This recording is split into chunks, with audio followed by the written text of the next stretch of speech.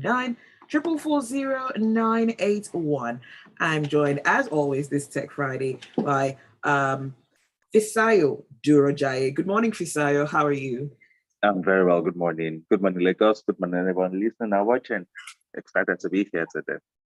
Awesome, awesome. Now, let's talk about the job cuts that are happening in the tech sector. Microsoft is set to shed 10,000 jobs.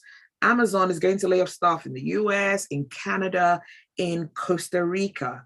Very interesting times. So, why are we seeing so many of these job cuts happening in the tech space? Okay. So first is that I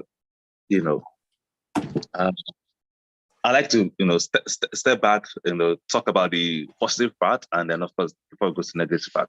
So first is the fact that yes, I'm looking at some of these job cuts, right? I'm seeing companies cutting 10,000 jobs, 15,000 jobs, and those job cuts are say 10%, 5%, 8% of their total workforce. So in my mind, I'm like, how many people are typically employed by this kind of companies from day one? I mean, Microsoft probably has over 70,000 employees. Amazon has maybe 100,000 employees. So my question really, my point here first is that to solve unemployment, we have to figure out a way to build big and large companies, right? So government has to ensure that yes, companies are able to, to essentially build very big companies. So that's the first thing about that. Now, the second thing is that, which is then now, moving to the current situation. Since COVID, the global economy has been particularly stressed, right? Because the economy was in a strong position before COVID, at least globally, right? Everyone is setting new records. The US stock exchange was growing at its best, setting new peaks, almost every week, right? And of course, then COVID hit and everything died down. But of course, it's then started, recovering towards, the end of the year. However, at least in the US, there are things around, restrictions. So those things then, sparked, many, other things like, government spending, sparked inflation, just different things from a policy perspective. So at least the US has had its own fair share of recession. Of course, I know that they tried to redefine what a recession was sometimes last year, because they had 2 quarters of negative GDP growth. And that is the standard definition of a recession, right? However, so the US has particularly slowed. They have high inflation and of course, low GDP growth, which is, a typically bad sign. However, now they're seeing that thing, trickle down across the world, because once the US slows, once China slows, once India slows, or once, Russia, some of the biggest economies in the world, slow down, right? It means that the whole world is going to slow down, right? And that's what we're seeing.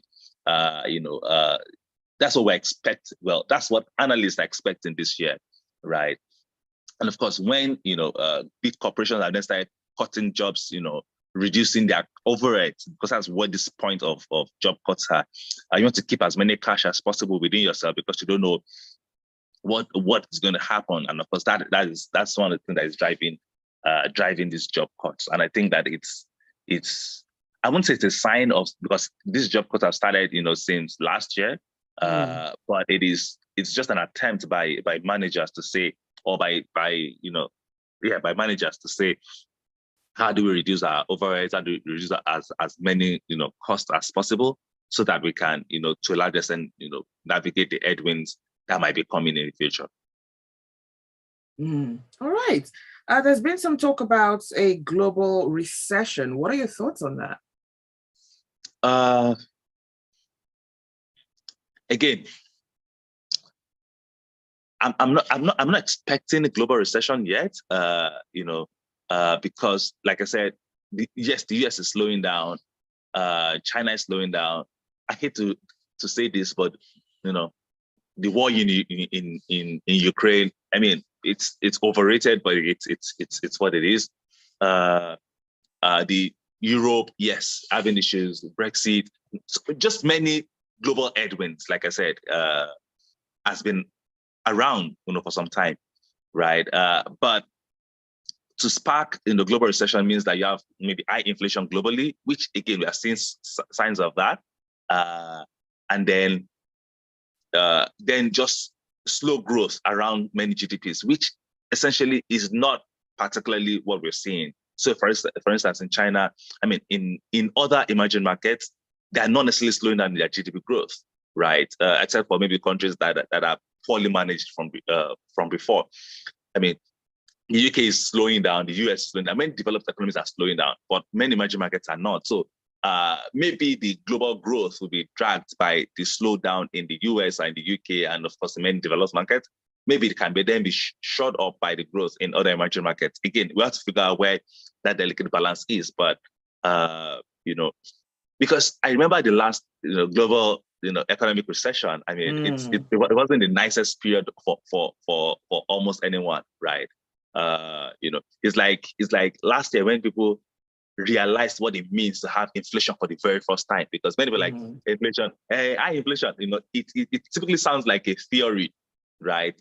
But when people went to the market this week and then came back the following week to, okay, I want to buy the same thing, and I found that the price has particularly increased, then what's happening? So that's what we talk about when we talk about inflation, right? So again, those are some of the things that we just look out for. But from a global perspective, I mean, maybe I'll still be slightly, optimistic around, global economies growing rather than, reversing as it were. All right. So I'm curious about this, though. What do these job cuts actually mean for Nigerians that are hoping to work remotely in tech firms across the world? I mean, just take a cue. It's what it is. Twitter, I mean, almost everyone has called their jobs. So it means that we have to understand that, yes, it's a global phenomenon. We have to figure out, I mean, I think the bigger problems are people that have relocated because of some of those jobs, right? In the US, they have I think it's the H-1B visa that doesn't allow you to, I mean, that gives you job permit, but it means you have to be in a job. You can't be out of job for more than 3 months. So you can imagine people, tech companies cutting jobs, and you have a tech skill, right?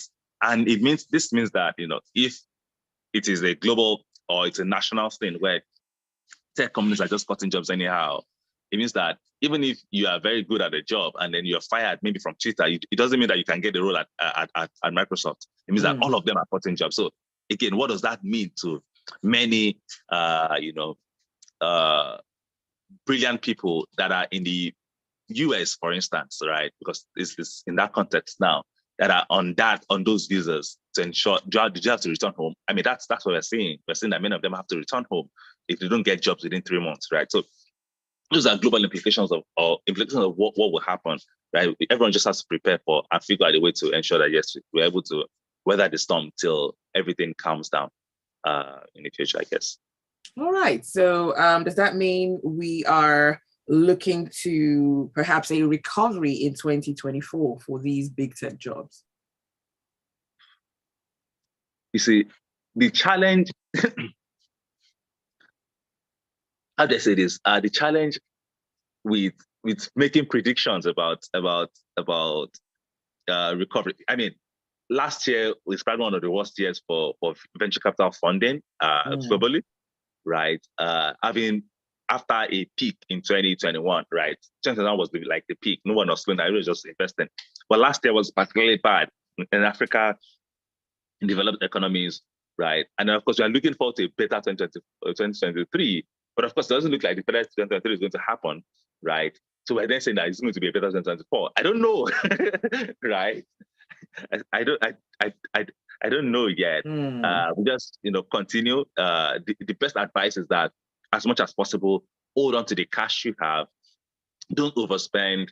Don't it is people that are alive that grows, right? So don't be too creative about about, how to spend money, or, making new investments. Ensure that, yes, you're what I will advise many tech companies that right now, just focus on your unit economics. So ensure that, yes, you have positive unit economics. Ensure that you're efficient in the way you run your operations. You are EBITDA positive. Just ensure that, yes, you are as efficient as possible, because you don't know, that's the problem. So the real thing that causes problem is uncertainty. So it's not, if I knew that, a bomb is going to hit somewhere, right? You can prepare for that. But if you don't know what will happen, that's what causes trouble, uncertainty. And that's what we are having. We have the same way we are uncertain about what the future holds.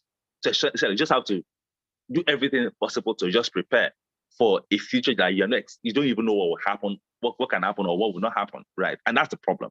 And that's why, everyone just has to prepare properly. Right. I've got a message from Yinka, and he says, not surprised about the job cuts because the craze about tech is just over the roof.